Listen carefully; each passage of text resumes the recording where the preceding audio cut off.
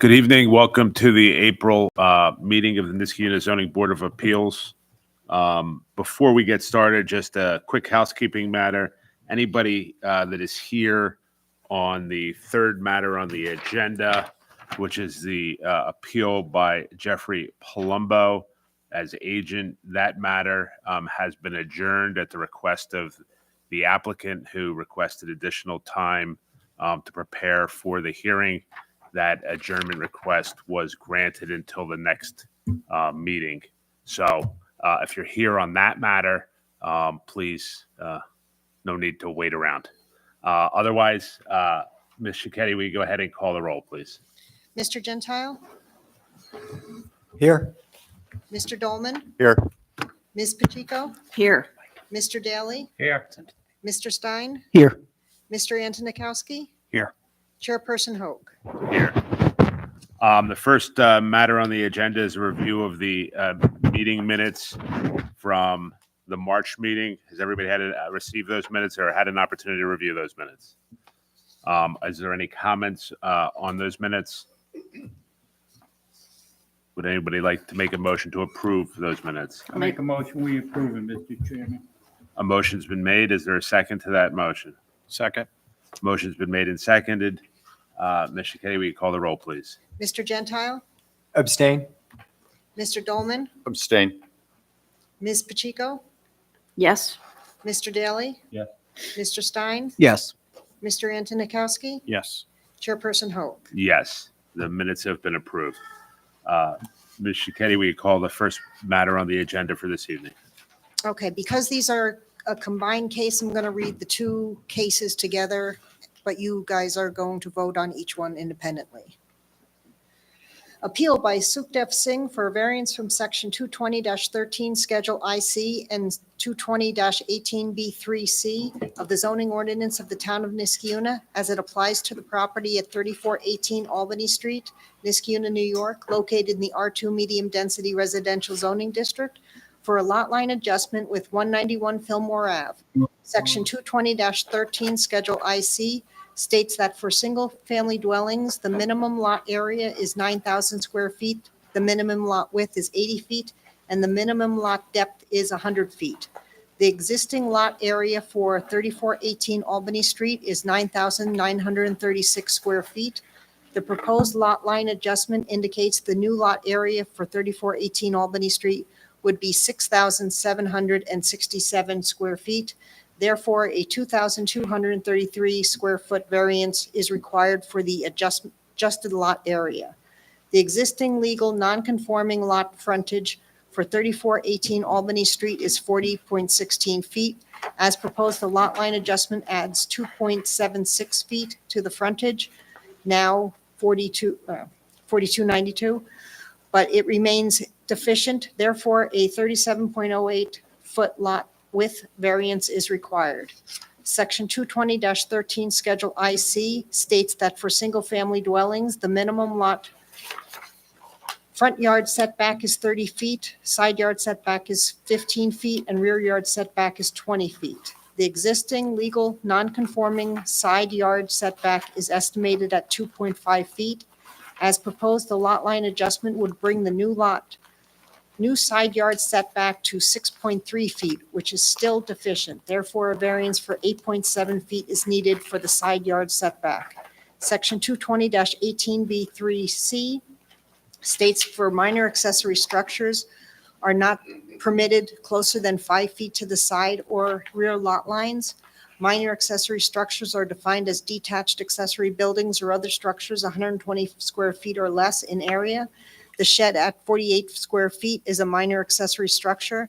The existing legal non-conforming shed is currently encroaching 4 feet beyond the side lot line and has a side yard setback of -4 feet. As proposed, the lot line adjustment would put the existing shed 0.3 feet away from the side yard lot line. Therefore, a 4.7 foot side yard setback variance is required.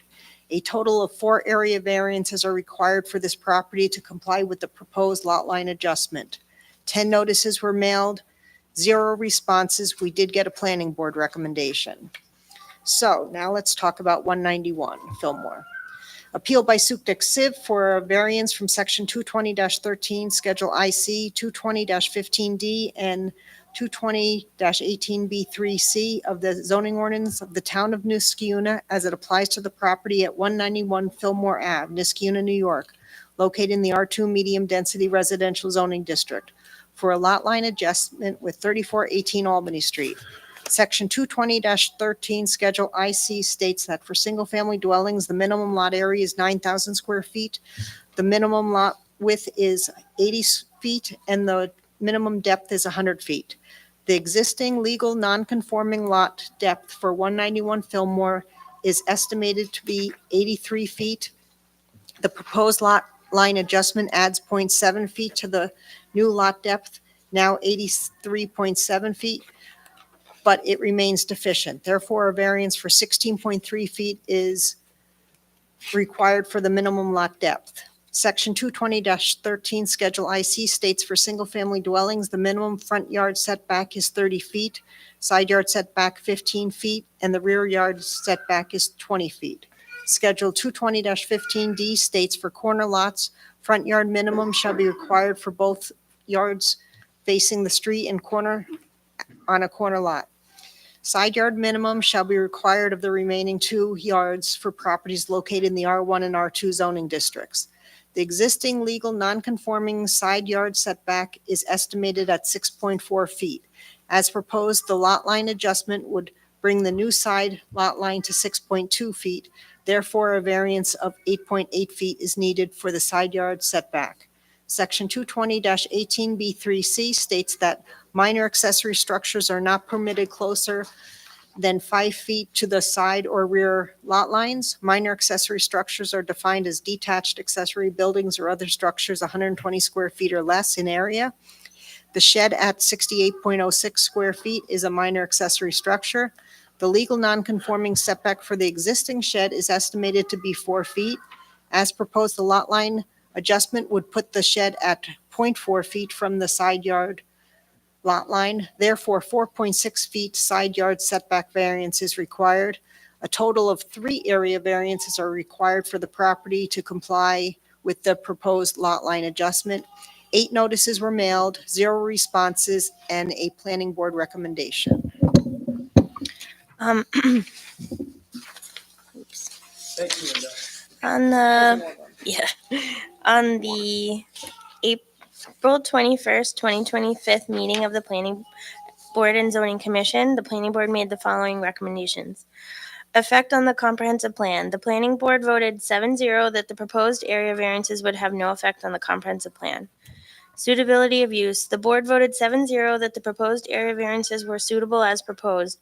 They noted the variances would have no negative impact on neighboring properties. It was noted, as described above, that the proposed action will not eliminate several existing variances, but would result in reducing some existing variances, resulting in the property becoming more code compliant. The board specifically noted the benefits of the adjustment of the south-facing side property line of 191 Fillmore Ave, resulting in it becoming code compliant and eliminating the current through-lot frontage of 3418 Albany Street on Fillmore Ave. The recommendation, the board voted 7-0 to recommend that the ZBA approve all of the variances as proposed. Good evening, sir. Can you state your name and address for the record, please? Good evening. My name is Dave Kimmer from ABD Engineers.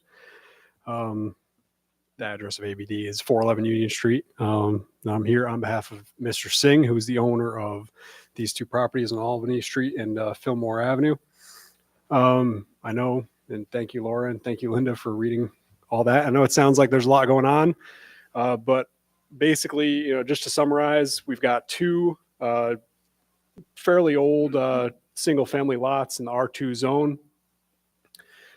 Each lot kind of has a number of existing nonconformities.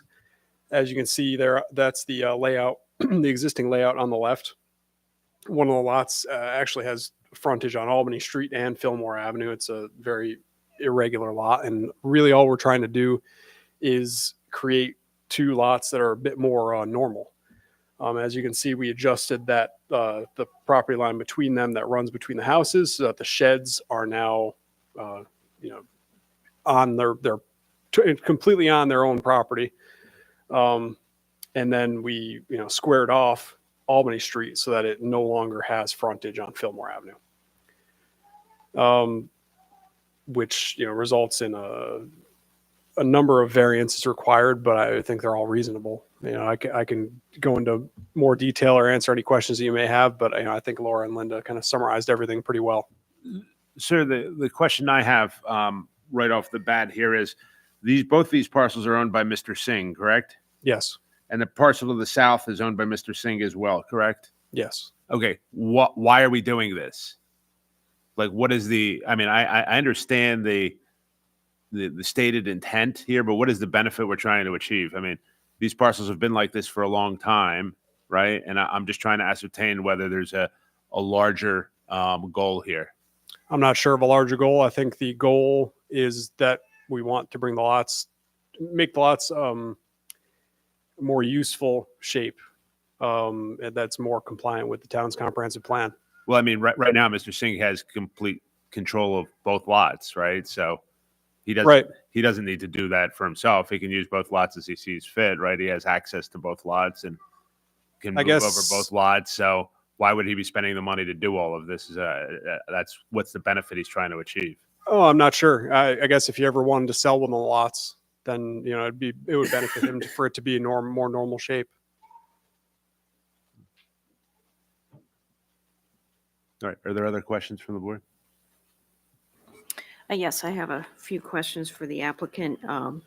The existing sheds that are currently straddling, one of them is straddling the existing interior lot line. Is that correct? Yes. And the proposal is to move that one portion of the property line closer towards Fillmore so that each shed is on its separate property. Is that correct? Yes. Do you know the age of those sheds or anything about them?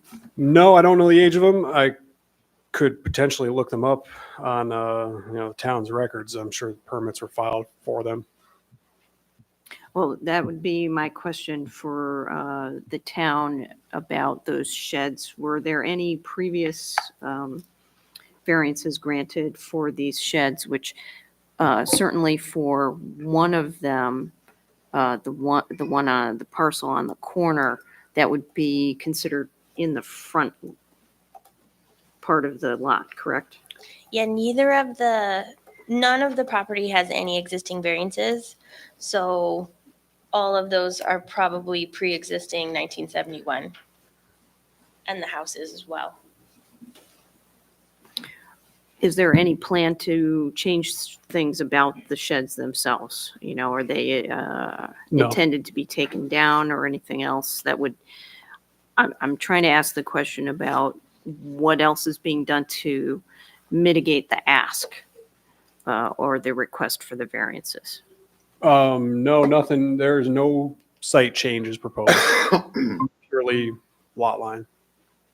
Okay, and I think just to follow up on the chairman's question, is there any knowledge about future plans for either property that has been discussed with you by the applicant that would be the reason for making the lot line change? No. Is the applicant here this evening by any chance? He's not. Unless he's hiding somewhere. Thank you. I have a question for you. About how far apart are these two houses? I understand the lots and all that, but the houses themselves. Like the closest distance right here. Yeah, looks like they're pretty close. Yeah, they are. They're 15 feet. 15 feet. So, in your opinion, is there a place where those sheds could be that would make any other sense on the lot? They could really be anywhere. Do you know about how big are the sheds? They're each about 60 square feet. They're pretty small. Okay. All right, that's my only question. Thank you. Do you know if Mr. Singh resides in one of these houses? I believe he does. Yeah. Do you know which one? I think he resides there. Don't quote me on that. I'm not positive. The house on the On Fillmore, the corner. Fillmore Avenue.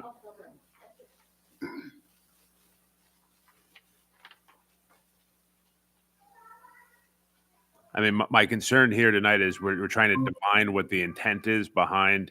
Obviously, Mr. Singh is invested some money in this endeavor, and you know,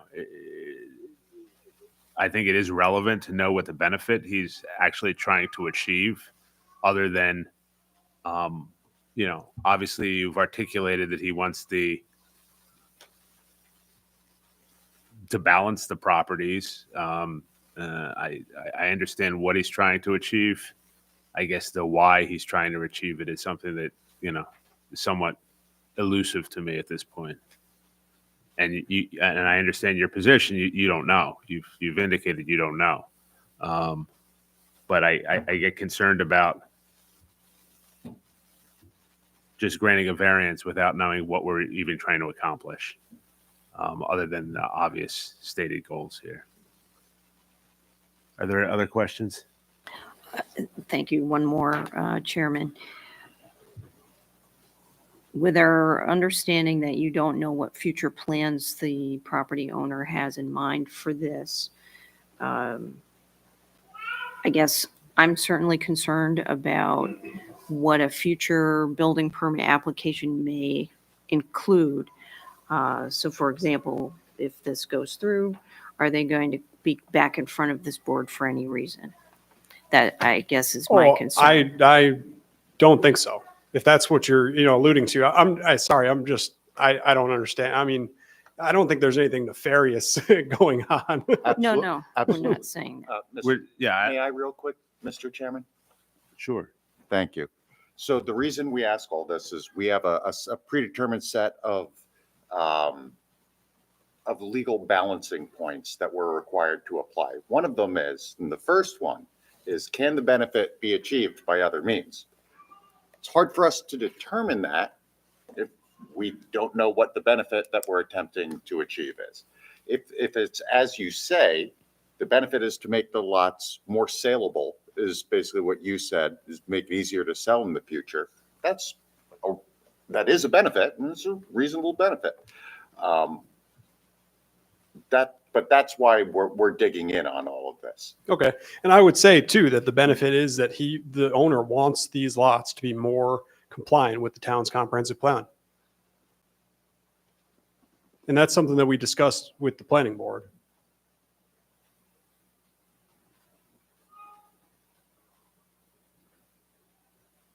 Are there other questions?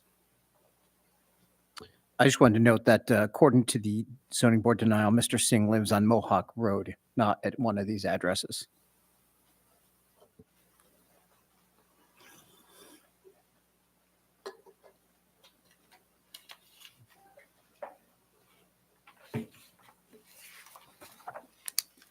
Any other questions from any other members of the board?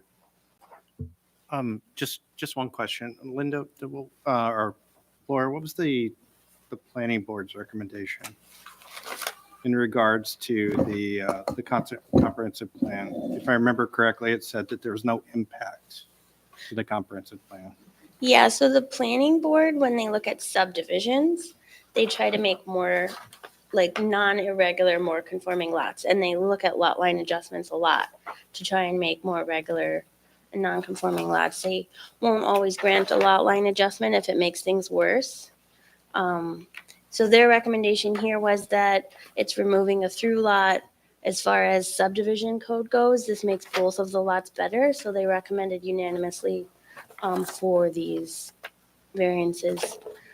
Because the lots have so many pre-existing nonconformities, there is no way to do a lot line adjustment without a lot of variances. But they did specifically note in their findings that most of the variances, the pre-existing nonconformities, are made better with this lot line adjustment. That was noted in their suitability of use. Okay, thank you. Mr. Chairman? Yes, sir. Actually, just taking a look at the written application. The benefit is to adjust so as to gain a more attractive lot at 191 Fillmore. Yes, I read that as well. Thank you. Okay, are there any members of the public that wish to be heard for or against this application? Having heard none, is there any discussion on the application?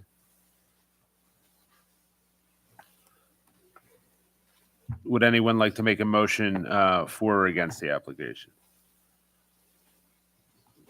Mr. Chairman, I'll make a motion to approve the variances at 3418 Albany Street and 191 Fillmore Avenue as presented by the applicant.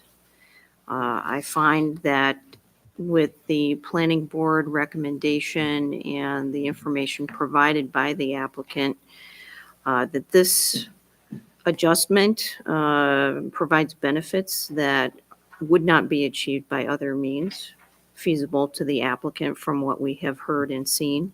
It does not seem to create an undesirable change in the neighborhood character or detriment to nearby properties. While some of the variances are substantial in terms of their relative distances from side yard or distances in the side yard setbacks, it is an improvement certainly to have one of the sheds instead of being on two properties on one. And these are pre-existing conditions. Whether the request is adverse physical or environmental effects, that does not seem to be playing in here. And while I don't think the difficulty was self-created, these buildings seem to have been in this situation for quite some time prior to the zoning code being, or zoning ordinance being applicable. So on the whole, I move that these variances on both properties be approved. Mr. Chairman, point of order. Yeah, yes. Can we vote on these all together, or do we have to separate this into two separate motions? So I'll defer to Elaine on that. I mean, my position is that you could vote on them all together because it's a lot line adjustment. Sure. So if you're going to grant it for one, then it's going to be obviously granted for the other. So Sure. So, the only thing that could have been separated, if so chosen, I think would have been possibly the sheds. But okay.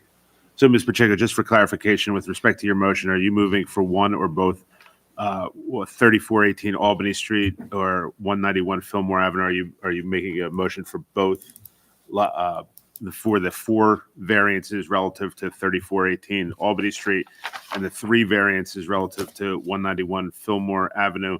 Are they all encompassed in your motion? Yes, they are. Okay. A motion's been made. Is there a second to that motion? Seconded. A motion's been made and seconded. Mr. Kennedy, will you call the roll, please? Mr. Gentile, Yes. Mr. Dolman, Yes, for the reasons stated, but I'd also like to note that this is a substantial request. Ms. Pacheco, Yes, for the reasons stated. Mr. Daly, Yes, for all those reasons stated. Mr. Stein, Yes, for the reasons stated.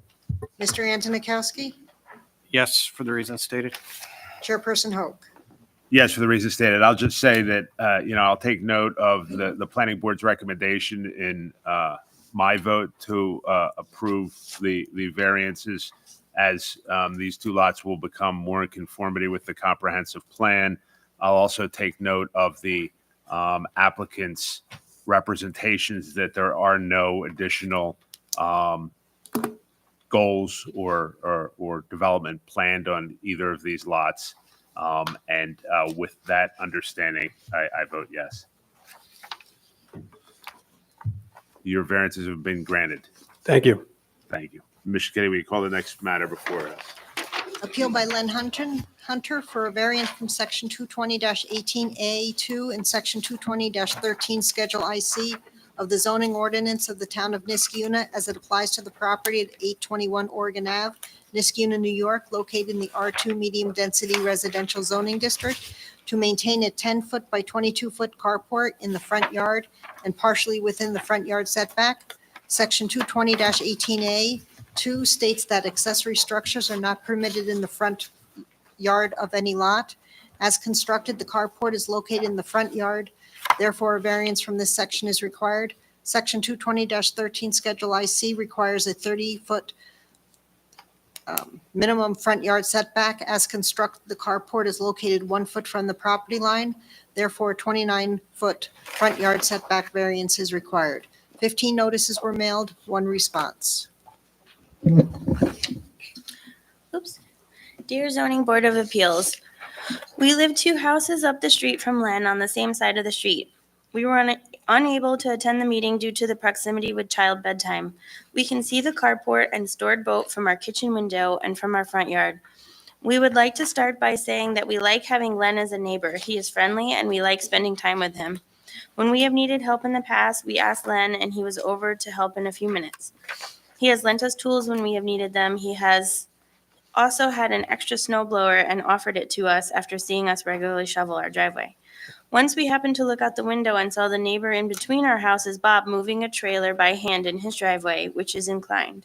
It looked like he was struggling, and before we could do anything, we already saw Len running right over to help him. We are also pursuing a variance for our own garage construction. Going through this process has shown us that the zoning requirements seem to be overly restrictive for our neighborhood, which has small lots. This basically results in construction of any outbuilding requiring a variance. This adds to the difficulty for Len to solve his problem. On the topic of the carport, we don't have a particular problem with the carport and understand why Len put it there. He had previously stored his boats there, but he did not feel his boat was safe due to the frequent pedestrian traffic on our street related to a house that has had multiple drug busts in the last couple years. In addition, he has found and showed me used drug paraphernalia left on his property, which is very concerning for public safety. Obviously, the best solution would be if the drug problem was addressed, but that hasn't happened yet. So it is very fair for Len to want to protect his property. However, the garage is very visible from Bob's house. Bob has a nice front yard and spends a lot of time landscaping to keep it looking nice.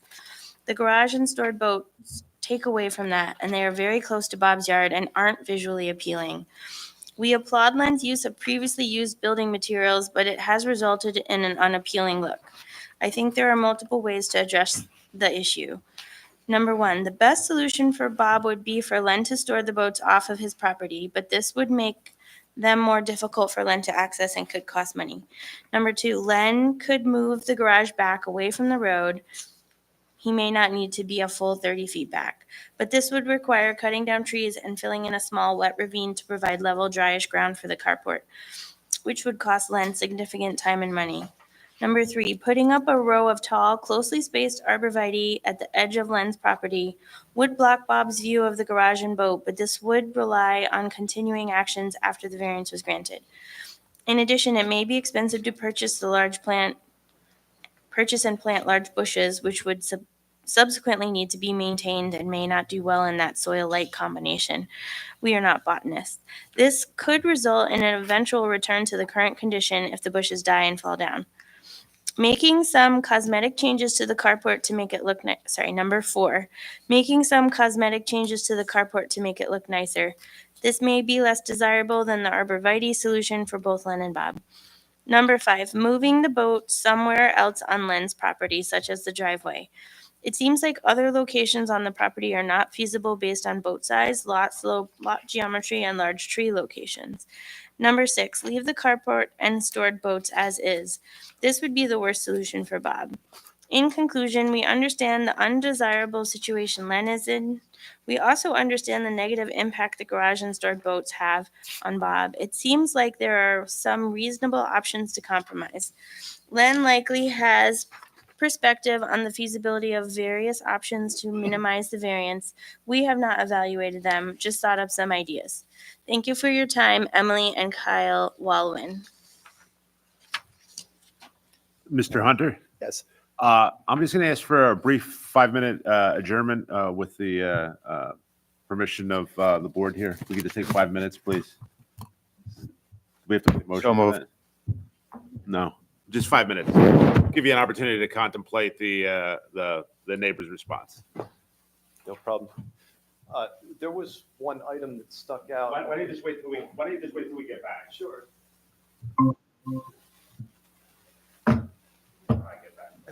Z, you can just keep rolling with the recording.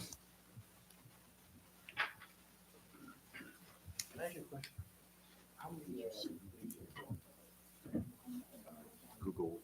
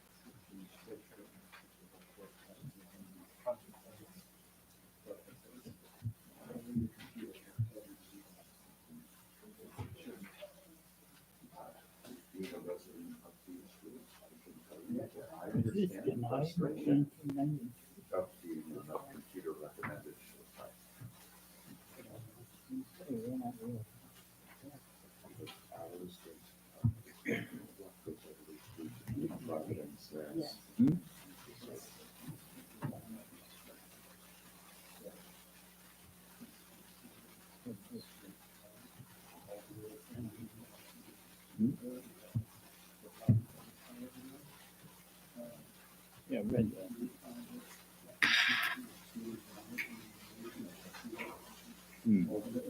There's no other way they would know. I can't.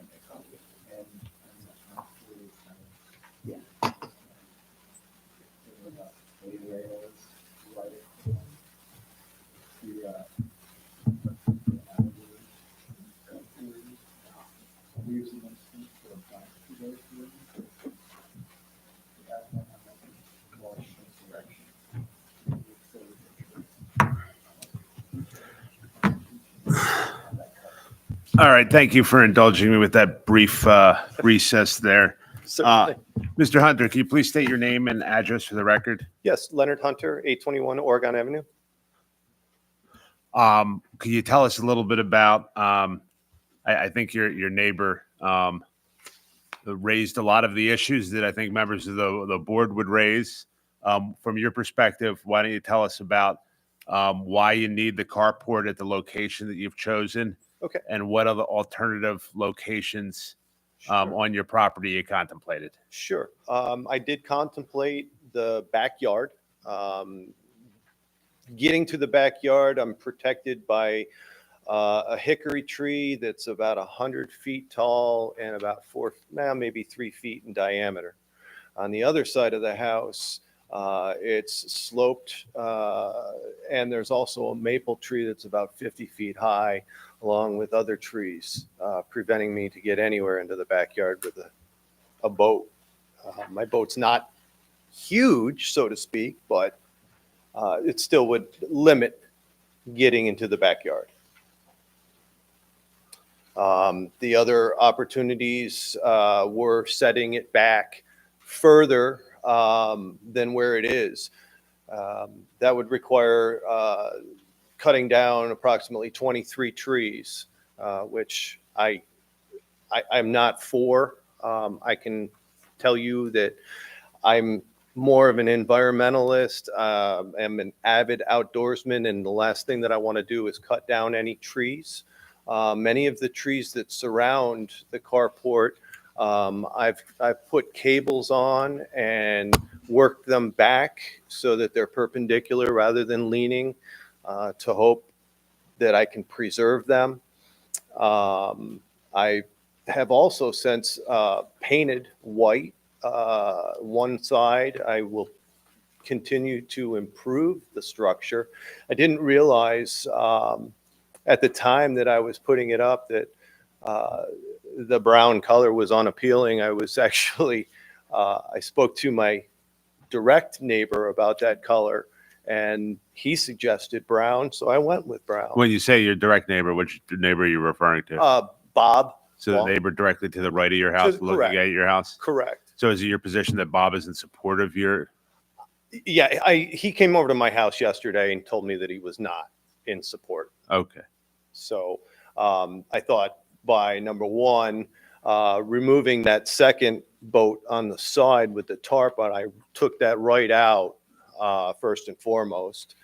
And then I started painting the side that faces Bob's house a fresh white color. And obviously, there are other things that I'd like to do. I just didn't have the time or the money to put into it at the time. Mr. Hunter, let me just ask you a couple questions. Sure. With respect to that boat, the second boat, Yes. that's a second boat that you have there? It is, yes. Okay, so you have one boat inside the structure and then Yes, another I boat do. to the right of the structure, correct? Correct. And both of them are on your front yard? They are. Correct. Okay, and I think it's obvious, but you didn't apply for a building permit to construct this? Yes, I did. You did apply for a building permit? Yes, I did. I had it up. I had without a door on it. Let me just ask you, you applied for a building permit, you indicated on your application that was going to be the location of the structure when you That's what I applied? originally put when I got it back. First of all, the structure was up. No, I'm sorry. Can I clarify? Yes, please. The building permit, so he got a notice and order for putting the shed up without a building permit. Yeah. He came and talked to the building inspector. The building inspector informed him that he cannot have a shed in the front yard. So the building permit that was submitted and approved by our department was that he was going to move it into a side or rear yard. Thank- He didn't act on that permit, and at renewal, because it had been so long to have the open permit to have it not be moved, he was required to come here and ask for area variance. So the permit was to construct a carport in a conforming location? Okay. Yes, Mr. Hunter. It was actually put up prior to even applying for a building permit, and I guess that was my fault. I didn't even realize that I needed something for a temporary structure. Well, first of all, that's the clarification that I was looking Yeah. for, was whether you had approval from the building department to build the carport shed at that location, which I assumed you did not, but that's what I was just trying to, Well, when I originally confirm. called, I believe it was 2021, and I was told that it had to be 15 feet from the road.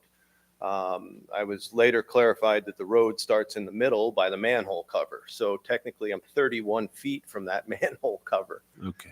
16 feet from the actual edge of the road here shown. And I was told that that was fine. Later, I found out that they were referring to as if it was even with my house. So I understand what I the did. issue. So No, I appreciate you didn't understand it at the time, but you understand it now, correct? I do now, yes. And Laura, the question that I have for you is, if there was no carport there or shed structure there, would the boats be able to remain in that location year round? No, not year round. Okay, so it's similar to a RV, RV. same rules. Same rules. Mhm. Okay. So you wouldn't be able to keep, the boat that's, and what is the time frame of the year? Yeah, I think it's November 1st to April 30th. Yeah, so I'll for a look- portion of the year, you would have to, if you didn't have any structure there, you'd have to remove the boats there for that I portion of the understand year. that now. I mean, it has been there in that location for approximately 20 years. Understood. Okay, are there other members of the board that have questions? Question, what's the distance between the far wall and the property line? We could kind of see that Yeah. distance there, but It's approximately 19 feet. If you look to, I apologize, I'm walking, this wall right here to my property line right Oh. over here. Sir, you got to grab the microphone. We can't, you Oh, won't be heard on the record. There's one you can grab there to walk around with if you like. it is approximately 19 feet from the wall to my property line. So it's not too close to the property line, it's just too far forward. Correct. Is that- That's my understanding, yes. Yeah, and originally, I apologize if I'm interrupting, originally stated it was claimed to be 1 foot from my property line. That's, I'm not quite sure where that number came from. Well, I think it's 1 foot from the front property line setback. Oh, okay, Okay, so you can't see, so that's the issue. gotcha. You can see the green line around your property. I It do. doesn't Okay, start I do at the understand street that. there. Okay, I see. Because there's a setback there. Are there other members of the board that have questions? Yes, Chairman, I have a few questions. So I appreciate the letter from the neighbor that did raise a number of questions that I had as I was reviewing the documentation for this. The trees that you described to the left and right as you're looking at your house from the street, how close are they to your house? The one on the left by the blue line, that's approximately maybe 5 feet from my garage wall. And how close is your house to the property line on that side, do you think? I would say pretty close. I mean, it's very close. There's Is- only about 9. If you see the 817 address, the corner of his house and the corner of my house is, I don't know, maybe 8 feet? 7 or 8 feet, maybe? Okay, so approximately, less than 8 feet from your Correct. side of the building, and the tree is within that space? Yes, it is. And it's a thriving hickory tree. It's about So 100 feet tall. would you say that you cannot drive a vehicle Absolutely. around that side of your house from No the front to question. the back? No question. Okay, and from your description of the trees on the right-hand side of your house where there is a little bit of a slope, you said it's fairly densely populated with trees and also Yes. could not drive through there, is that correct? Absolutely not.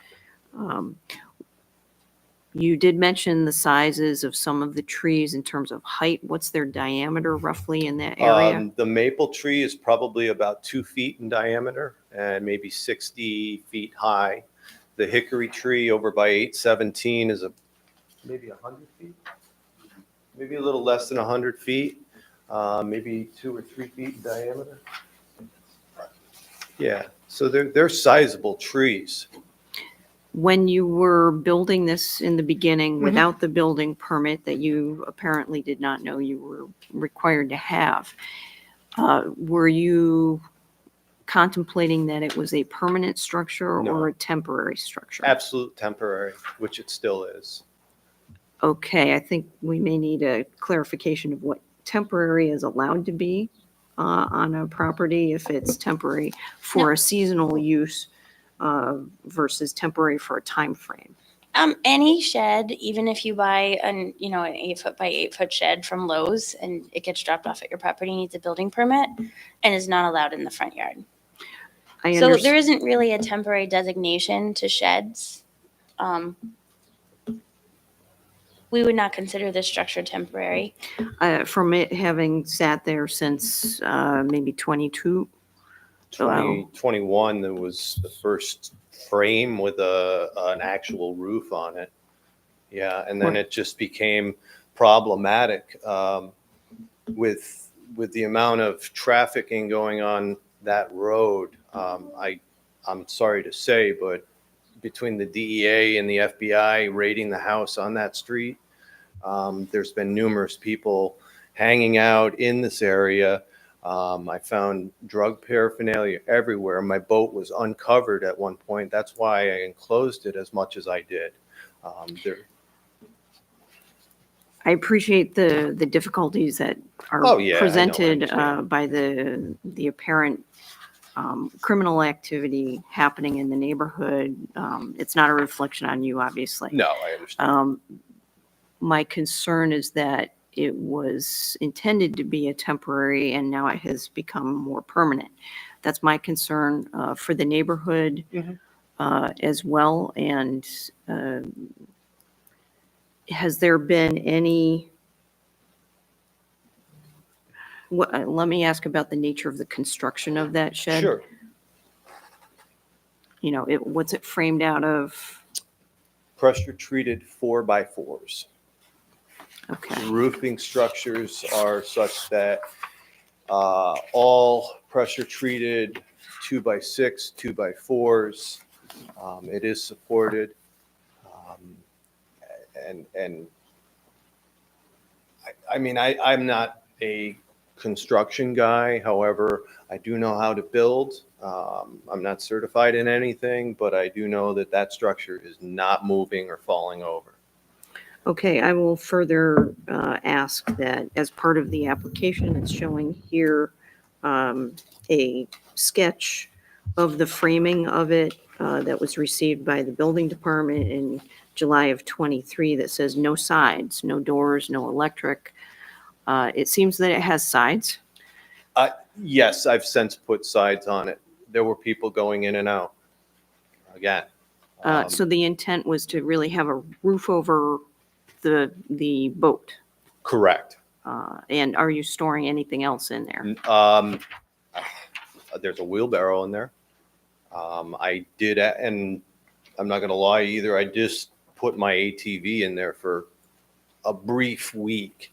That'll be going back to the farm. So other than that, no, I'm not storing anything in there. I don't Okay. have power to it. I don't even have a light in. I have a battery operated flashlight. That's it. Likewise, the other diagram that was provided to the town building department in July of '23 shows a scribble across where the shed appears to have been built. And it says, shed may not project in front of house. Was there some misunderstanding of that?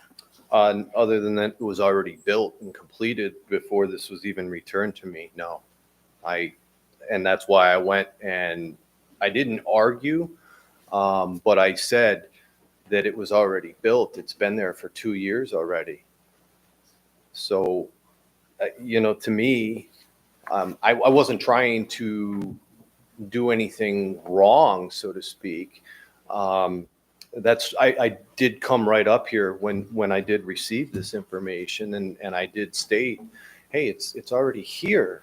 Nobody's given me a problem for 2 years, let alone the 18 years prior to that a boat was actually there. Can you, I just have one further question. Can Sure. you explain, well, there's two parts to it. Why it took so long for this to come in front of us? So if you were notified in 2023 that this was an issue, and now, why is it coming now? The other part of it is, have you considered taking it down? Both questions. The reason that it just came to you now, I received a notification that my permit was expiring, that I needed to apply. When I reapplied, they told me that they were not going to grant it because of where it was located, and that they would not approve it, and I would need to come to you for a variance. The second answer to your question is taking it down. Yes, absolutely, I've considered that, and realistically, I don't want to move it. I would like to be able to hook up to my boat and go take my kids tubing or fishing or something. It's great for me there. Taking it down, if it requires me to cut trees down and move the structure, I don't want to do that. So I guess I would have to do something. I would have to take it down and risk, vandalism, risk everything. I've had things taken off of it. And it's not that a fish finder or a radio is something that can't be replaced, but I live in Niskayuna. I shouldn't have to necessarily worry about things like that. I shouldn't have to worry about the constant traffic. Mr. Hunt, there's only certain things that we have this board has the jurisdiction to. Understood. And I understand your position indicates that the crime in the neighborhood, it was a motivating factor in constructing the carport. And I understand your concerns relative to that. Sure. Okay.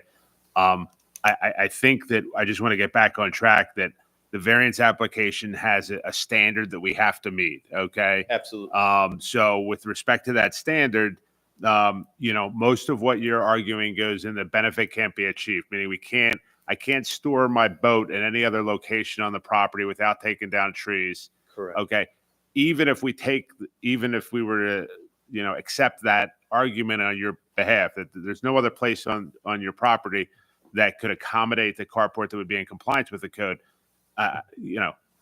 notwithstanding the fact that you've indicated that you could take down trees and move the carport back albeit with it's something you don't want to do and it's much greater expense. But there's other variables we have to take into consideration. Okay. That's only one variable of the test.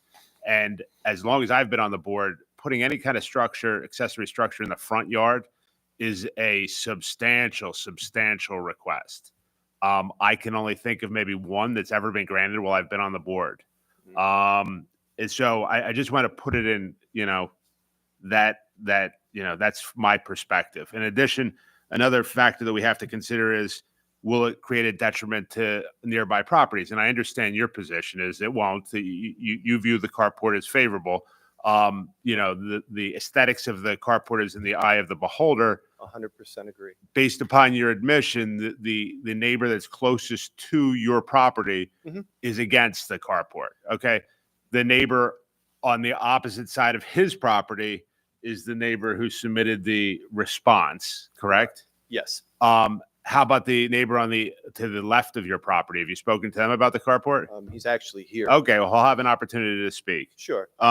So, those are two of the factors that I think, are, from my perspective, are being heavily weighed Right. with respect to this variance application. And then, there's the other issue of this is a self-created hardship because, you constructed it in a non-conforming location. Yeah. I understand you didn't intend to do it. No, I you're get, right. I take you at face value and Thank in good faith that you weren't trying to pull a fast one or Oh, anything like absolutely that. not. But the reality is it was something that you did, right? Of course. You created that situation. So that'd be another factor that would mitigate against the application. Okay. So of the 5 variables in my mind, 3 are heavily weighed against you. Okay.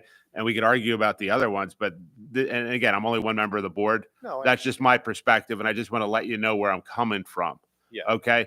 I think we've heard your position. I'm going to ask if anybody else in the audience wishes to be heard for or against the application now. So why don't you have a seat and we'll have anybody else that'd like to be heard come up. Okay. Can you make a note that behind the actual carport structure is the remnants of Cowhorn Creek? I saw that in your application. Yes, so that is wet and would require a lot of fill and I don't know, whatever. You've made it part of the record, sir. Thank you. All right. Is there anyone else that wishes to be heard for or against the application? Sir, do you want to, either of you gentlemen, who wants to go first? So you just want to come up, state your name and address for the record? My name is Benjamin Putnam. I live at 817 Oregon Avenue. Mr. Hunter is my neighbor. I have no concerns with the request. I would. Sir, could you talk a little bit louder, please? Yep. I'm sorry. Can you hear me now? Yes. Okay. Thank you. First time speaking into one of these devices. I live at 817 Oregon Avenue. I support Mr. Hunter's request for a variance.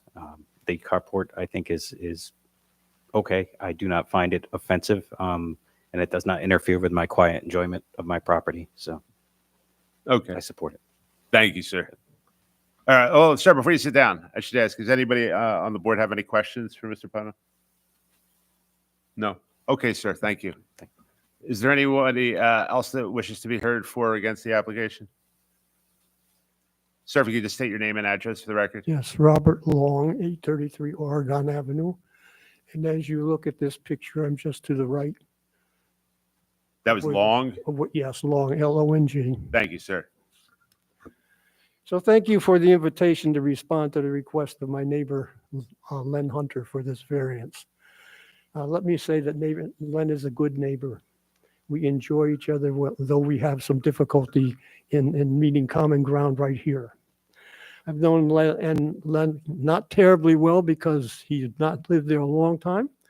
And our schedules don't allow a lot, but I appreciate his helpfulness. We are friendly, we greet each other, and I appreciate the relationship we have. So my response this evening is in an attempt to remain in good relationships as neighbors. A little bit of background. A year or so after Sandy and I bought 833 Oregon Avenue, we decided to put a pre-built shed in our backyard. Being a new homeowner in Niskayuna, I went to the board, the building department, town building department, to ask if I needed a permit. I was told I did, and that the site had to be inspected prior to the delivery of the shed to determine that the footprint of the shed was within the required setbacks. Moreover, after the shed was placed, the shed itself had to be inspected again to make sure that the construction met the building codes. All of these took place. That was some 19 years ago. The same thing happened in more detail when we replaced a room on the back of our house. Some years later, Len Sr. and his wife Judy moved south to Florida, and Len Jr. moved into the house. Len enjoys outside activities and has the 2 boats. Early on, he kept one in the backyard for winter, and it was covered with a tarp. And I will dispute his 18 years of boats being in the site where they are, because the first boat had been in the backyard for years and years. The other boat was stored off site, and I didn't have no idea where it was. At some point a couple years ago, Len decided that he was going to clear out some of this land next door to us on our adjoining properties. He told me he was going to fill in some of the area. He brought in soil to fill it in and then crushed stone. There was no mention at that point of any building. Len moved his boats on trailers into the area which I took to be temporary storage. Temporary became full winter storage. Then Len began building the bow shed where the unit is now. He had previously built a shed in the backyard, which was a substantial improvement to what he took down. The shed in the front yard, however, is most visible from inside my house and my front property. And it is, for me, very different from a shed in the backyard. It's out of place in my perspective. I believe that the unit has never been in compliance with the setbacks as has been demonstrated. Because of my own experience, I believe when Len began building this, that the building department would at some point step in and take an adjustment, make a requirement for adjustment of location. And that never happened. The building was completed and it stands right where it has been built. Over time, I've asked Len to make some changes in the appearance of it, the aesthetics of it, and Len has done so. And that made the building blend in much better than it had. And I'm actually, Len, sorry that you painted my side white. It looked better brown. You didn't know that. I know you can. However, what I want to say is these helpful cosmetics do not correct the reality that building should not be where it is. So that he would not be blindsided by my response tonight, I had a conversation with Len this past Monday afternoon, telling him what I intended to say tonight and seek and why. Together, we looked at the situation and looked at options. I offered him several options that I thought would be workable considerations. I told him that if he found one that he could choose and meet, I would be willing to include it in my remarks tonight. and we did not find common ground. You might ask why it is important to me to even be concerned about this shed. If you'll put back the slide of the shed from the street with both of our houses on it. Yes. The garage to the right is mine, and the window that you see to the right is my living room. Now, I will vouch with Len that the property line is at least 19 feet over. There's no worry about the property line from my side at all. So, why is this important to me? I want to give you 4 reasons.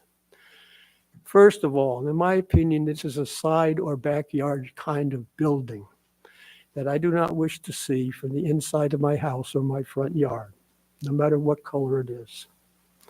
Now, I understand and I own that that's my personal perspective, and others can disagree with that, but my perspective is real to me. Second, at my age, I don't expect to be in my house that many more years, though I'm not planning to move quickly. Len's building presence in the place where it is right now will detract from the value of my house and my property if it stays there when I choose to sell.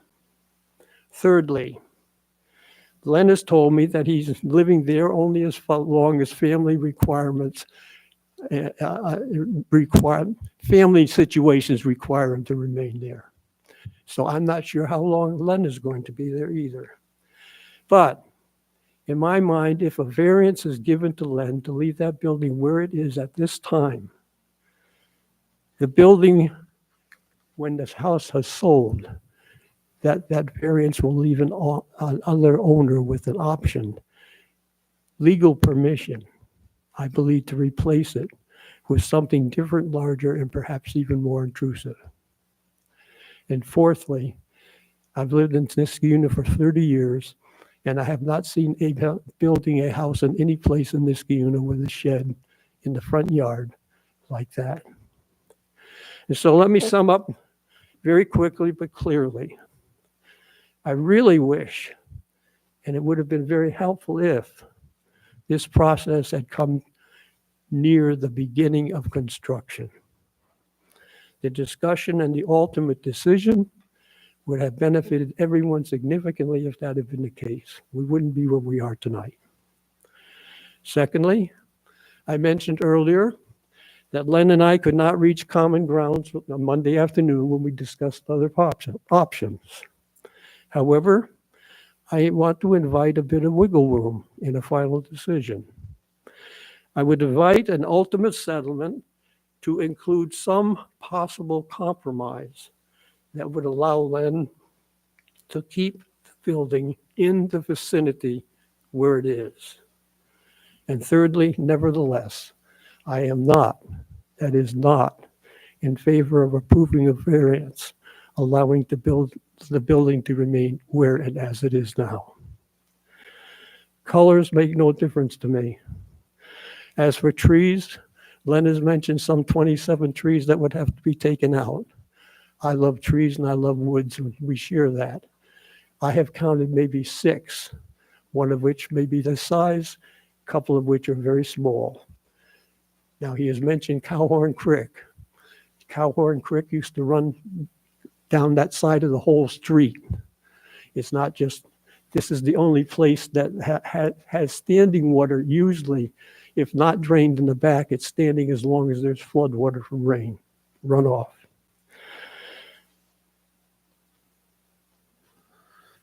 So anyway, that's my presentation. Thank you. Yep. Thank you, Mr. Long. I appreciate your remarks.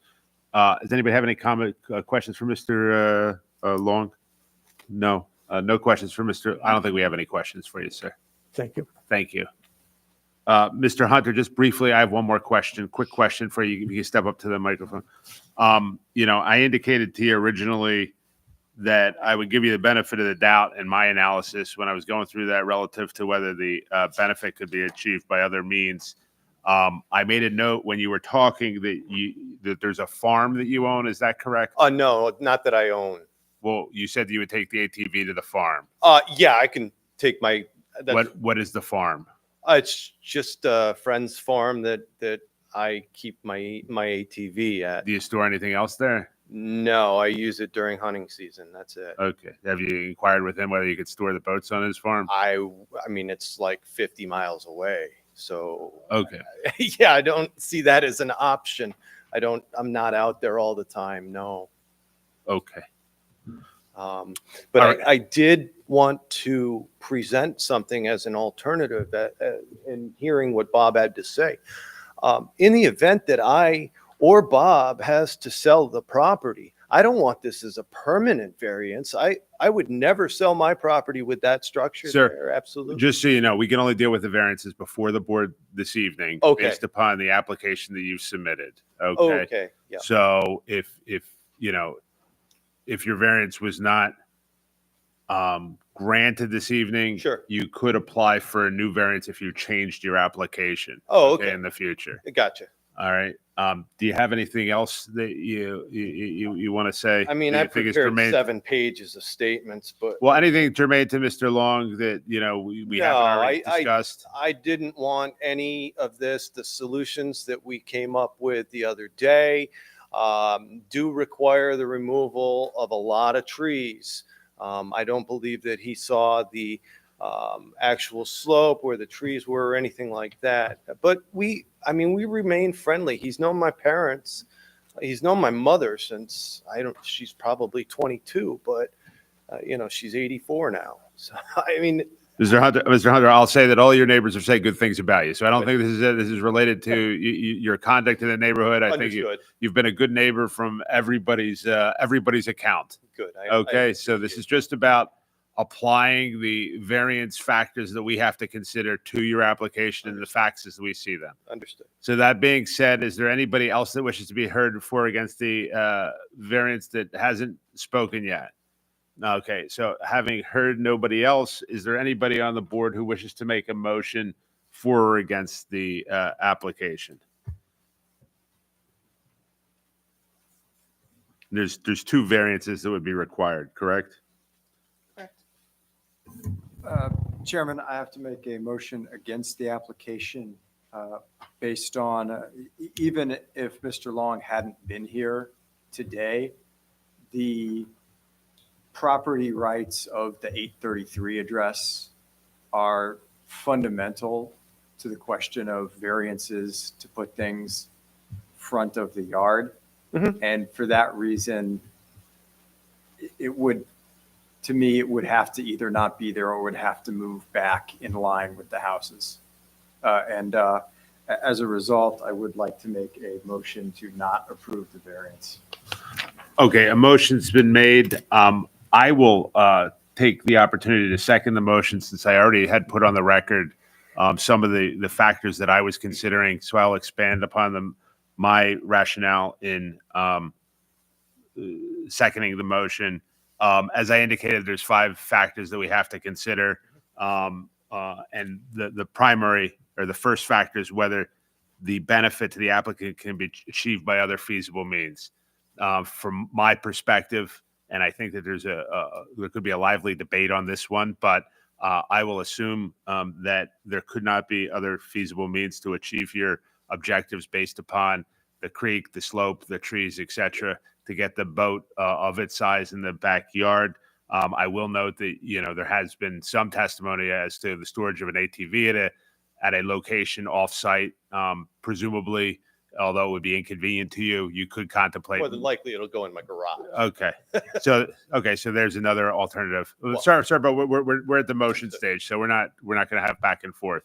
And so, but for the argument's sake, we'll say that there could be no other feasible means to achieve the ends, along with what Mr. Gentile said. The undesirable change to the neighborhood in creating any kind of structure in the front yard is probably the primary and most significant factor in this particular application. As has been alluded to, I can't think of any other applications, possibly one in which in very unique circumstances that any structure was allowed in the front yard. And we're not just talking about a structure that's 2 feet above in front of your property. We're talking about all the way up to the property line. I would be hard pressed to even find a single structure in Niskayuna that would have a similar type situation. I'm sure enough research, somebody will find one, but I know of 3. so, but I think it's certainly a rare situation. So from my perspective, that factor is ties right into whether the request is substantial. And in this case, I don't think that there could be any realistic, argument that this isn't a substantial request. This is probably one of the more substantial requests we have. In terms of the adverse environmental effects, I tie that into, again, the detriment to the neighborhood and the aesthetics of the neighborhood. I'm not suggesting that the structure will have a detriment to the environment per se, but it definitely will impact the aesthetics of the neighborhood and other owners of the property's overall enjoyment of the neighborhood. And whether the difficulty was self-created, and this is a situation where I'm not indicating that you intentionally violated the code. I take you at your word that you were unaware of the requirements of the code as applied to this structure. However, you did create the issue by putting the structure up at its current location.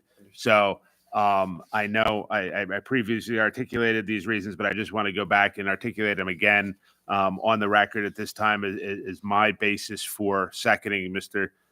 Gentile's motion in denying to deny the variance application. So a motion's been made and seconded. Ms. Cicchetti, will you call the roll, please? Mr. Gentile? Vote yes. Mr. Dolman? Yes, for the reasons stated. I just want to add that I know how difficult it is for neighbors to sometimes have these sorts of conversations. And I am incredibly, frankly, I'm moved by the civility that's been expressed across the board here. And it makes me proud to live in Niskayuna. Ms. Pacheco? Yes, for the reasons stated. Mr. Daly? Yes, for all the reasons stated. Mr. Stein? I'm going to vote yes. I took lots of notes, but Mr. Hoke said pretty much everything very well. So, but I also want to second what Mr. Dolman said. It's great. Like a lot of times when these conflicts come up, neighbors don't get along. And the fact that your neighbors all have net positive things to say about you, despite this matter, that shows strength of your character, sir. But again, I'm voting yes. Mr. Antonikowski? Yes, for the reasons stated. Chairperson Hoke? Yes. So unfortunately, Mr. Hutter, your variance application has been denied.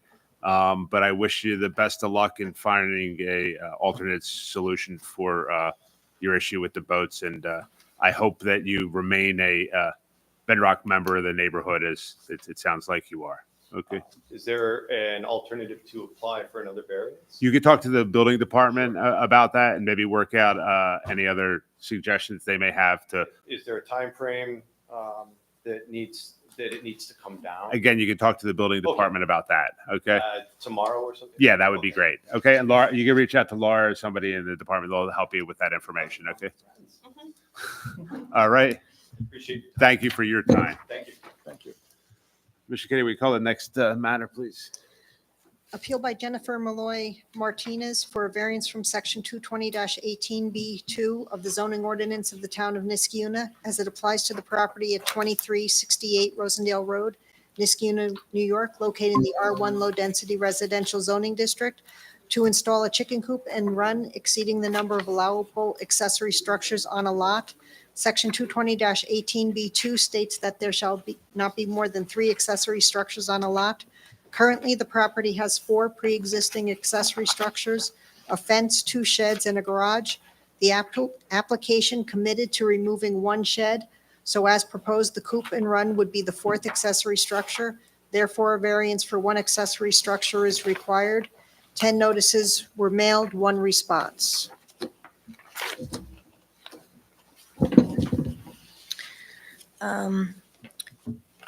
To the Town of Niskayuna Zoning Board of Appeals regarding the variance request by Jennifer Malloy Martinez. Dear Sir or Madam, this letter is in response to your letter dated April 11th, 2025, regarding a variance request by Ms. Malloy Martinez at 2368 Rosendale Road, Niskayuna, New York, 12309 for a chicken coop and run.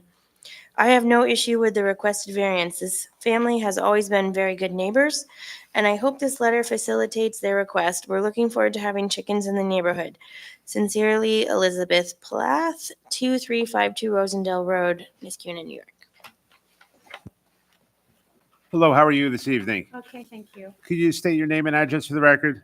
Jennifer Malloy Martinez, 2368 Rosendale Road, Niskayuna, New York. Before you start, the neighbor that wrote in support of the chicken coop, where does she live in relation to your property? Okay, Could you please talk into the mic, ma'am? I don't know. okay. I'm just wondering if she's one of the, Oh, it's across Mohegan Road. okay. Oh, okay. That's awesome. Okay, so Ms. Malloy Martinez, I understand what you're trying to achieve here. Why don't you, before you tell me about the chicken coop, tell me about the existing accessory structures. You indicated that you're going to remove one of the sheds, correct? Yes. And I assume that that shed is the older of the two sheds on the property? Both of the sheds that are on the property are on the right-hand side. And we found out when we came in, starting to consider building a chicken coop, and we were going to repurpose one of them, that those are considered side yard.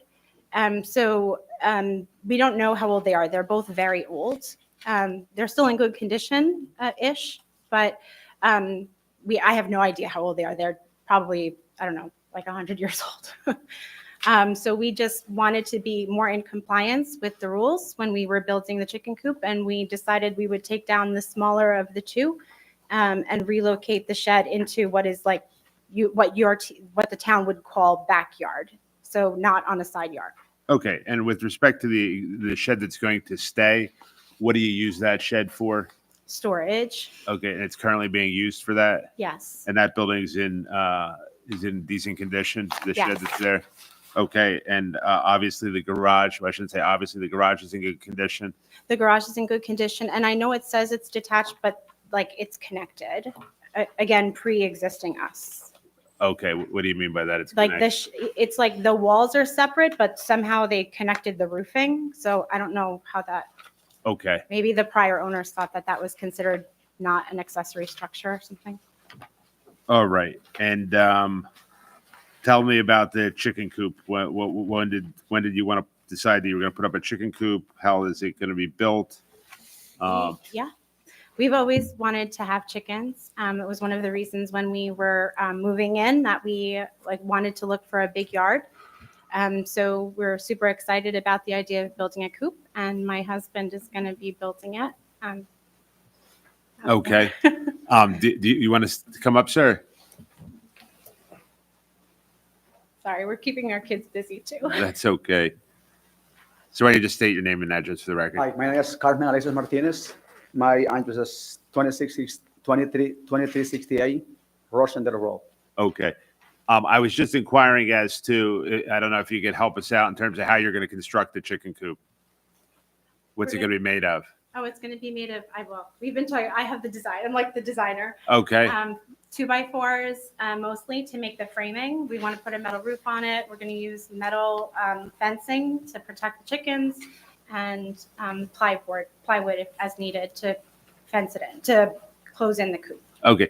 And with respect to you have a neighbor on your, to the left of your home? When we look at the house on the left-hand side, we do have a new neighbor there. Okay. And I see on your diagram here, you have property line with neighbor. Yeah, and we're that- actually friendly with those. I know those folks.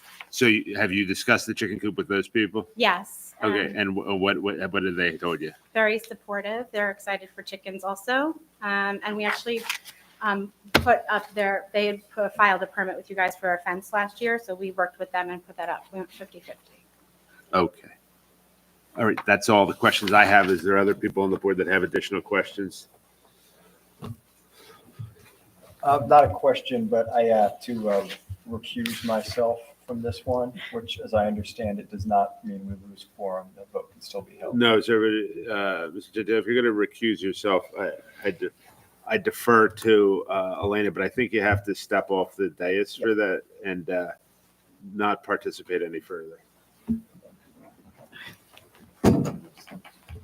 I've got a question for you. How close to is the chicken coop going to be to the property line? I think they told us it needed to be 5 feet away, so we put it 5 feet away.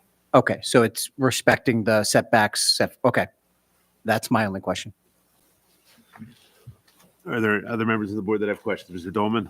Yes, just with regard to environmental impact of the chicken coop, have you considered, yes, no, what the noise and or runoff from the chicken coop and associated mess might be? Do you have a mitigation plan of some sort, or just? We're going to do our best to keep it clean. I think we've considered possibly putting down sand as needed in the run, but only if that becomes necessary. So you And have a we- plan if it becomes an issue? If it becomes an issue, absolutely. And we do a lot of gardening, so we do compost. Yeah, yes. And in the forest, there's a lot of, I'm sorry, in the forest, there's a lot of dead branches and dead trees. And I take it out to clean the forest to minimize the mosquitoes, to keep the environment more clean and healthy. Thank you. And I'm going to, and the old branches, I take it out from the forest. I'm going to cut it off to make a wood chips and put it back in the forest. Oh, thank you, sir. We're doing a lot of work to keep We the make it yard nice. nice. We make it nice. Together with you guys, of course. Are there any other questions from the board? I've just got one question regarding the number of chickens. How many chickens are going to be in the 6. coop? 6. Thank you. I hope more. Laura, I have a second question. Have you volunteered to build this coop? Got it. Okay. Thank you. Laura, just for the board's edification, how many hens are you allowed to have? I know you're not allowed to have any roosters, correct? Yeah, 6 is the maximum. It's actually hard to have less than 6 though, because when you buy the chicks, they come in 6. I did not know that. You would need a variance for more. I'm going to just ask a few questions just to lay out your application here. So you are planning to take down a shed, just confirm, so that is your attempt to mitigate the need for the variance. I do understand that. How far behind you is your neighbor? If you went behind your property? Way back. So we have a 1.43 acres, I think is the official amount. And so what you're seeing here is a creek. And then, so there's a fence line. We're 5 feet from that. Then there's a significant amount of land before it gets to the creek, which is the dotted line. And then there's more land behind that that we use as yard. So it's, I don't know, hundreds of feet. It feels like it's a lot for me. And then of course that's their backyard. So they're beyond it. So it seems like you would, in your words, would you say it would not create an undesirable change to the neighborhood? Correct. Okay. That's all I got. Thank you. I just have one question regarding the fence that's existing on the property going around the sheds and where you are intending to put the chicken coop. The property line as shown on the image up on the screen right now with the cyan line on the right-hand side. Is the fence on the property line? Do you know? Yeah, so the fence between ourselves and Ian, which is it was an empty lot and they built a house there. So there's new owners there. There's a fence between our property, but it does not go the entire length. It goes up until there's egress from the stream. So the fence stops about 20 or 30 feet, I think, before the stream bed. And there is no fence between our properties at that point. But then we have a chain link that was pre-existing that cuts across and ropes in part of our backyard. And the chicken coop would be within the existing fenced-in area. So Correct. it's not right up against the back of the property. No. Because the back of the property is so far away. Correct. Thank you. Any other questions? Is there anyone in the audience that wishes to be heard for or against this application? Having heard no members of the audience, is there anybody on the board who wishes to make a motion for or against the application? Chairman, I'd like to make a motion to approve the variance. I believe Mr. Stein, just for clarification before you make your motion, you're making a motion with the condition that the shed that the applicant is agreed to remove is removed. Is that a part of your application or no? that would be a part of the application, yes, Okay. because they've already agreed to it. I don't think, as they've stated, the benefit can be achieved any other way. I think they've been conscious about where it's located. I don't think this would create undesirable change, as we've specifically heard from neighbors. I actually don't think the change is substantial at all. I actually agree with the applicant that the garage is kind of attached. So on that, but I do understand you are going to take down the shed. I don't think this has any adverse physical neighborhood effects or environmental effects. And I understand that this was not self-created because the other structures were all predating your purchasing the property. So for those reasons, I would like to approve the motion. A motion's been made. Is there a second to that motion? I'll second that under the condition that there's no roosters. Okay. I agree with that. Okay, a motion's been made and seconded, and a condition's been placed on the motion that you remove the smaller of the two sheds on your property, as you indicated that was your intention. Okay, with that understanding, Ms. Shickety, will you call the roll, please? Mr. Gentile? Oh, he's recused, sorry. Mr. Dolman? I vote yes. I don't believe the benefit can be achieved by other means. I don't know how you have chickens without a chicken coop. I'm not a farmer, but it seems to make sense to me. Based particularly on the support of neighbors, I find this is not an undesirable change in the neighborhood. I would disagree with my fellow board member. I think an extra building is always a substantial request. I appreciate that there has been some sort of environmental mitigation plan, and it seems like there's been at least some thought put into it. So I don't believe there will be an adverse environmental impact. This is self-created. However, that is not on its own determinative, and on the balance, I vote yes. Ms. Pacheco? Yes, for the reasons stated. Mr. Daly? Yes, for all the reasons stated. Mr. Stein? Yes, for the reasons stated. Mr. Antonikowski? Yes, for the reasons stated. Chairperson Hoke? Yes, for the reasons stated, your variance application has been approved 6-0. Thank you. Thank you. Good luck. Thank you so much. You call it,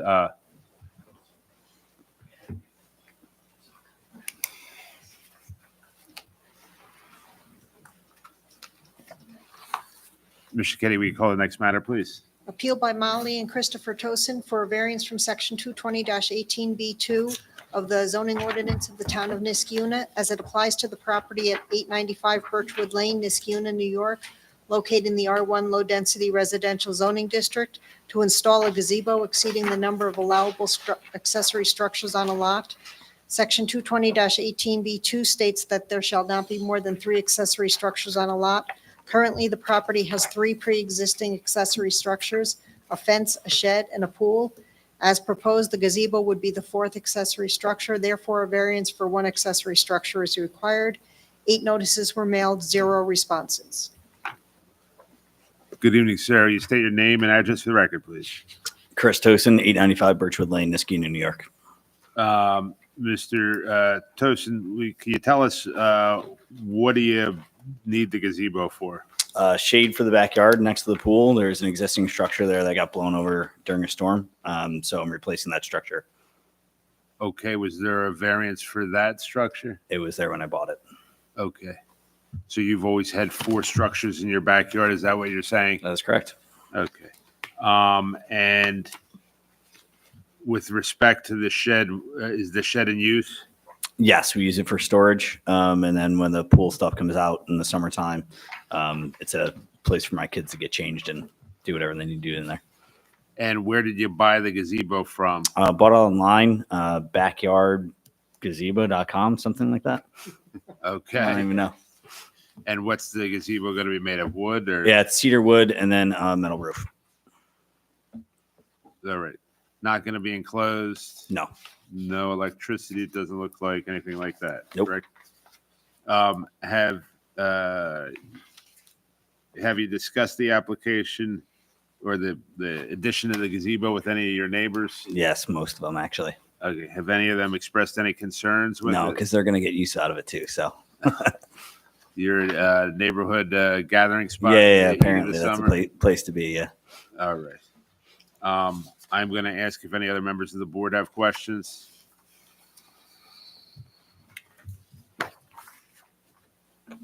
Yes, Mr. Chairman, I have a question. It has to do more with the rules in Niskuna about when you have a pool. This is an in-ground pool, correct? Yes, it is. When you have an in-ground pool, you're required to have a fence around it. Is that not correct? So those are not considered, are they considered or not considered two separate elements? So if the fence is directly on the apron of the pool, it's considered one accessory structure. But if the fence goes beyond the apron of the pool, then it becomes a separate accessory structure. And this one goes beyond the apron of the pool. Okay, that's what I wanted to have clarified. I believe from what we can see in the application and from the satellite view up on the screen that the fence does go beyond the apron, and that's why it's considered a separate piece. That was my only question. Are there any other questions?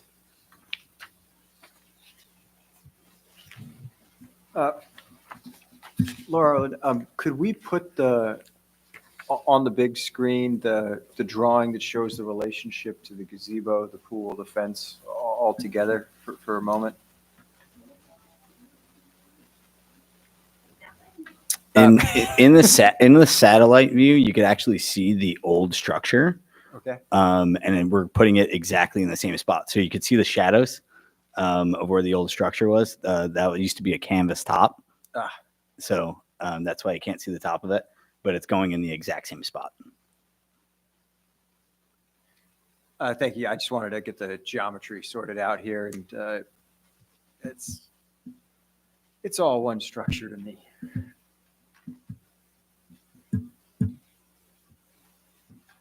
Laura, just a question. How, is the pool in a conforming location on the property? Yeah, that's a really good question. That is the entrance to Birchwood Elementary School. So it is not considered a road or a right of way because it's on private property. But in all reality, it looks like a corner lot. It's just that that's a driveway Okay, understood. with a sidewalk. That was more just more just interested in the answer than it has anything germane to your particular application. So this is an optical illusion, but that is a backyard? Is there any one else that has any questions? Is there any members of the audience that have, or members of the community that have wish to be heard relative to this application? Having heard no members of the audience that wish to be heard, is there anyone who wishes to make a motion for or against this application? Mr. Chairman, I'd like to go ahead and make a motion to approve the variance as requested. The benefit cannot be achieved by other means, does not seem to cause an undesirable change in the neighborhood, especially given the fact that it's replacing a broken pre-existing building.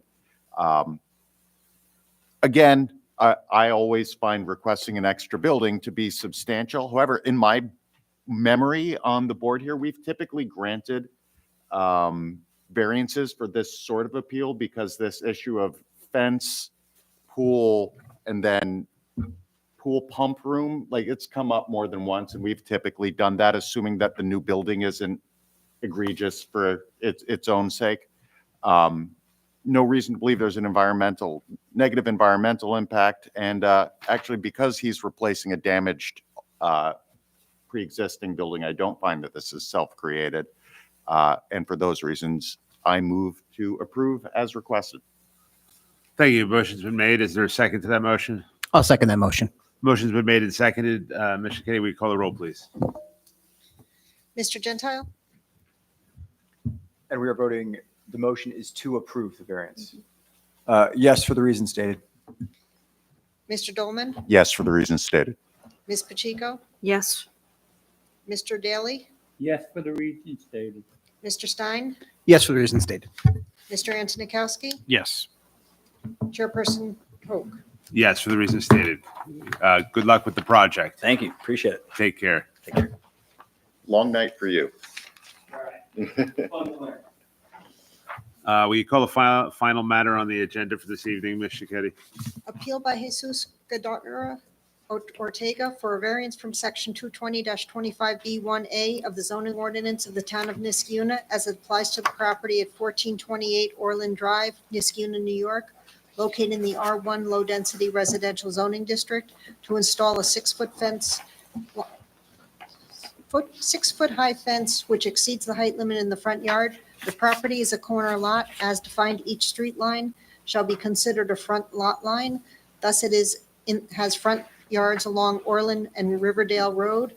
The interior line, most nearly parallel to the rear of the principal structure, shall be deemed to be the rear lot line. The other interior line shall be deemed to be the sideline. Section 220-25B1A permits the maximum height for fences located in the front and side yards to be 4 feet. As proposed, a 6-foot high fence will be located in the front yard along Riverdale Road. Therefore, a 2-foot fence height variance is required. 8 notices were mailed, 1 response. To the Town of Niskuna Zoning Board of Appeals.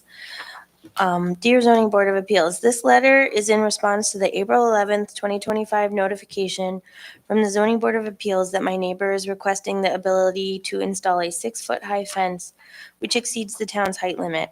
It is my understanding that this fence will run along the front of the home on Orland Drive and along the side of the home on Riverdale Road. We are not a proponent of fences, but do understand the residents' ability to have a fence at a 4-foot height. This fence is going to run along a significant distance from along Riverdale Road, which is directly across the street from my house. I think a fence installed at this distance detracts from the neighborhood and may possibly negatively impact the home values of my home.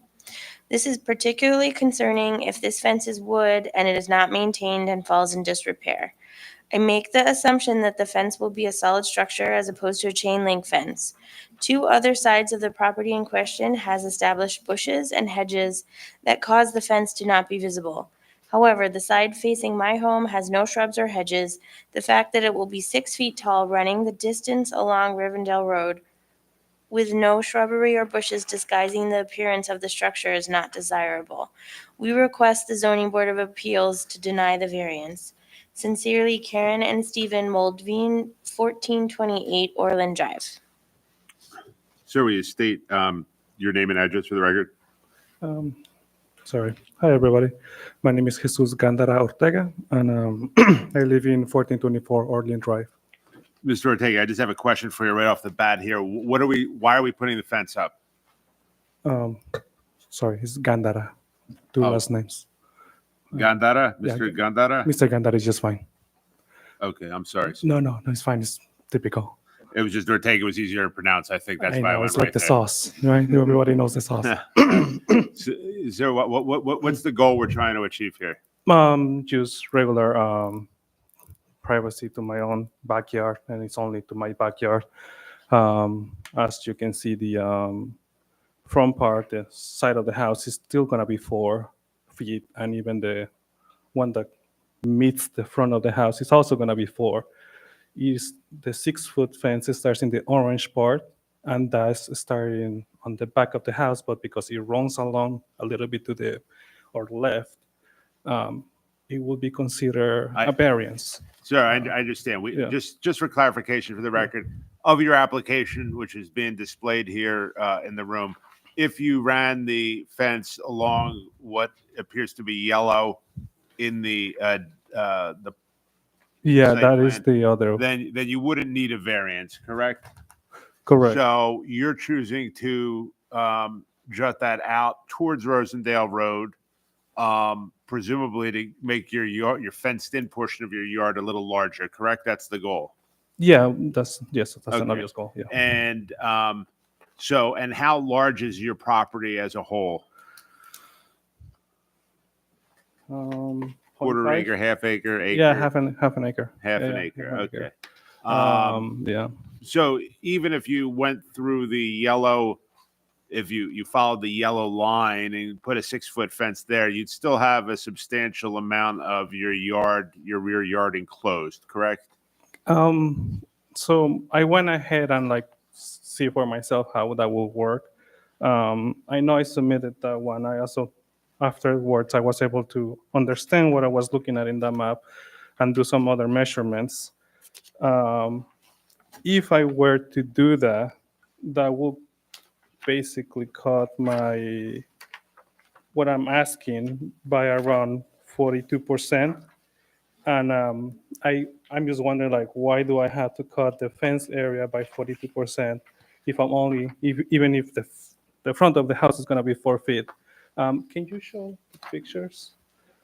And then my house is like kind of tilted this way, so when I'm trying to draw a straight line, I know it looks very nice in that picture, like, oh, it doesn't seem like much, but it almost cuts like right on the middle of my yard, and I'm like, well, like it's cutting half my yard in half, completely, almost in half, and I'm like, why would I want to do this, cut my yard completely in half with a fence? I just want some privacy in my backyard. We have lovely neighbors, everybody's so nice, but so I went ahead and just put a little like pole with a little plastic exercise thing that I found from my wife, just to see how it will look. Just to see, like, is this too much? Is this overbearing? It's not covering my house. No part covers looks like a big fence because of the position of the street and to my yard. It just gives me some privacy to my own yard. Lovely neighbors. I just have way too many people passing by. That's it. Mr. Ortega, you recognize that you could keep the fence at its current location as you're proposing it at 4 feet as opposed to 6 feet, correct? Again, it's not for safety, it's for privacy. So this is a safe neighborhood. I have no issues with having a 4 foot. Do you have a pool or anything in the backyard that you use? I mean, I have the space, but I don't have it in mind right now. Okay, okay. Do you have any pets? No, right now, no. I have two small boys, and I think that's enough for me right now. They're lovely. They like to run around, and we're usually out there on the warm days. What are we going to make what is the fence going to be constructed of? Vinyl, because again, the wood could fall apart very easily. So what I talked to a couple contractors, and they recommended vinyl. That was their recommendation. And they say, well, you just make sure to wash it. I already have a power wash to keep up with it. And that's the plan for that. Okay, I'm going to open it up to other questions that board members may have. Yes, I have a few questions for the applicant. When you're standing on the side road, Riverdale, and standing at that neighbor's driveway, describe whether you're looking up or down at your house from that point. Does it appear above or below you? Where exactly again? If you were standing in the neighbor's driveway across Riverdale. The one that's in the letter. Yes. Correct. Correct. So they will see the side of my house, which has those trees, but also in my house, right next to my house, there's other 3 pine trees. And that's all they see. They don't even have a window there. I mean, it's a garage. Okay, so Yeah. let me ask further about that. Yeah. The neighbor, and I believe that's the one who wrote in? Yeah. Is that correct? So their garage, what other rooms do they have that are facing the side of your house? They have a garage. And I believe there's a little thing on the side. I'm not sure what that is. I have talked to them once or twice. We say hi. Very friendly people. Otherwise, I don't know. I haven't gone to their house. But I know for sure that's just their garage. the house, as you can see, the structure is kind of the main one that you see going a little bit above from the driveway. But it's not their front door. Not at all. The front door is facing Orland. Okay. So if you were to walk further along Riverdale towards the back of your property or the right-hand side in this Yeah. image, can you describe the terrain? Yeah, so there's a picture about it.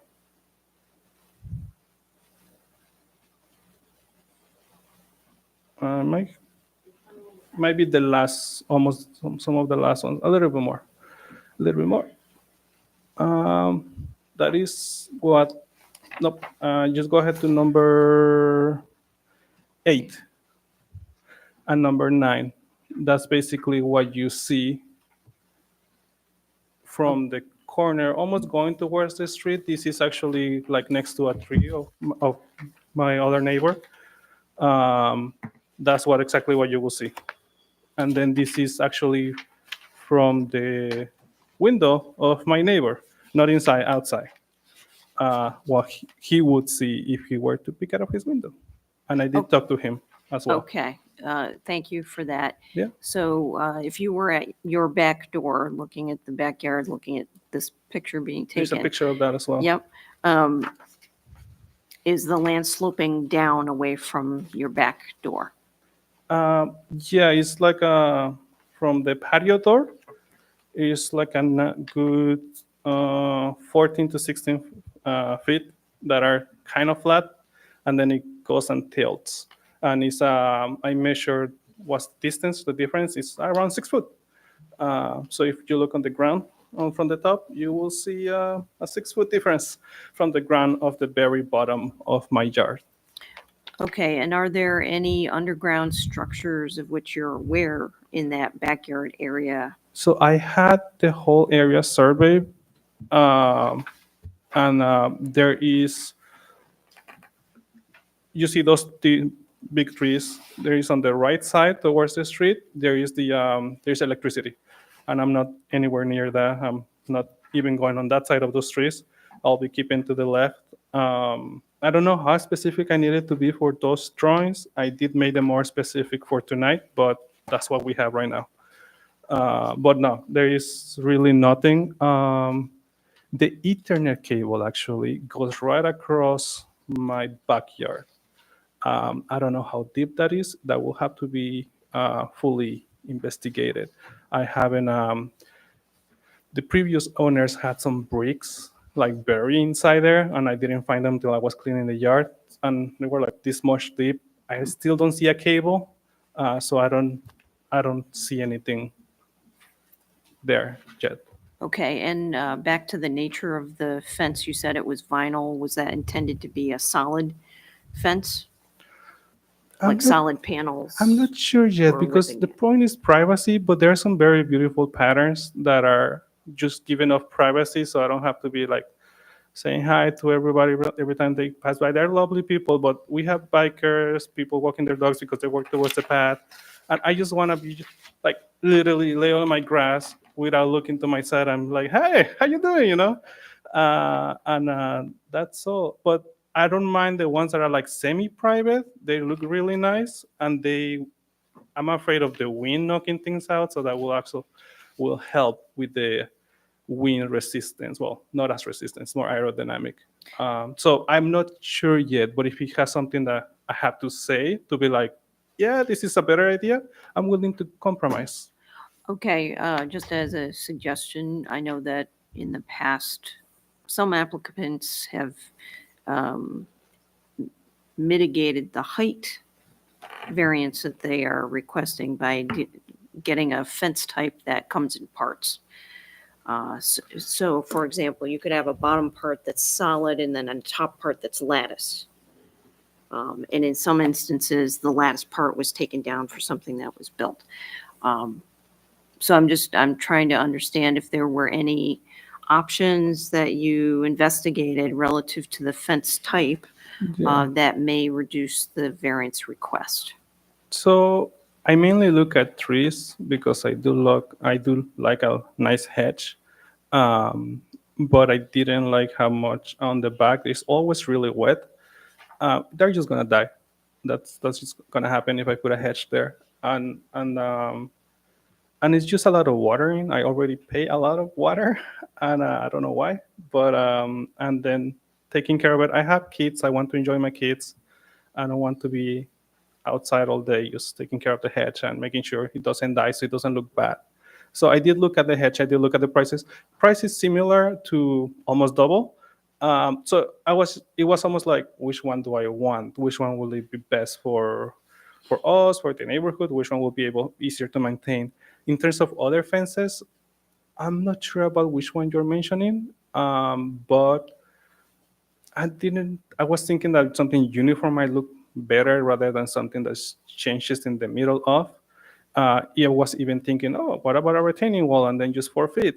But that's just a lot of change to the landscape, which might not look bad. I'm just was going for the simplest way, which seems to be the case, the better option. Okay, thank you. And one final question. Did you talk with other neighbors? Yes, I talked to the gentleman who lives in solar panel to my right. There you go. Not that one. 10, lot 10. He already has a neighbor who has a fence, like I'm asking, which I didn't find any records of, like how that came to be. So I asked him, hey, I see that you already have your neighbor who has a fence like the one I'm requesting. It's a little smaller than the one I'm requesting, I'm well aware. I say, are you okay with that? And he said, well, I personally don't have fences. I don't do fences, but I'm okay with it. So, and he actually gave me his diagram of his house so I could find the the borderline, and I wouldn't have to pay $2,000 for the survey. And we're trying to make sure that if I put anything, it actually works for both of us. So I did spoke to him. I did not speak to anybody else because visually I didn't think of anybody like looks out of the house and looks at my backyard. There is literally nobody else except, sadly, the people who just tell me that their garage, if they look at their garage. But again, I don't really speak with them too much. They like to go biking. That's all I know. Thank you. Yeah. Are there any other members of the board that have questions? Yes, just real quickly, in picture 5, Yeah. is that, I just want to make sure that I've got the location of picture 5. It looks like you're almost in the front yard of that number 10 neighbor. Is that about right? Not there yet, but almost, yes. Okay. All right, so that's close to the area where that would be their front yard. I mean, if you took maybe a few steps back. Yeah, like to the 10. Okay. Yeah, like 10, 15 feet, a little bit more. Yeah. Okay, just want to get a picture of what. That's why I put the other one, I forgot the 9, I believe. Yep. That looks more of what he will be looking at. Okay. Yeah. All right, that was my only question. Thank you. Yeah, 8. 8 will be the backyard. Are there any other questions? Are there any members of the audience who wish to be heard for or against the application? Having heard none, is there anyone on the board who wishes to make a motion for or against the application?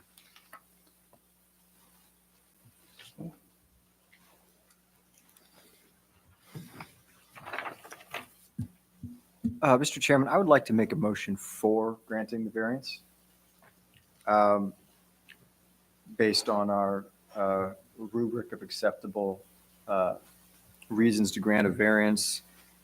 Can this be achieved another way? I don't think so. It's very clear that there's a very specific level of privacy, security, and user experience that's being sought here. And they've looked at some of the other options and have come up with something reasonable. As far as a undesirable change to the neighborhood, the vast majority of the time, if there's a neighborly objection, I take that extremely seriously. But in this case, when it's only 4 feet versus 6 feet, with some of the distances involved and some of the relationships between house, road, neighboring house, I'm not sold that this is an undesirable change in the neighborhood. The request is substantial. I do not believe that it has adverse physical or environmental effects. This all looks pretty flat. And as far as being self-creative, I don't think it's reasonable for us to expect citizens of Niskayuna to know what they're signing up for when they buy a corner lot as they try to do improvements. And so for that collection of reasons, I would like to motion to approve.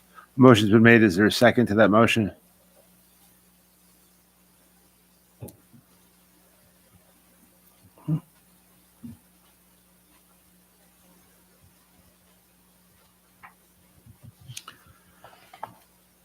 Having heard no motion to second that, are there any other motions that anyone would wish to make? Mr. Chairman, I'd like to make a motion. Yes, Mr. Dolman. I would move to deny the variance as written. I do believe the benefit of privacy can be achieved by means other than a 6-foot fence.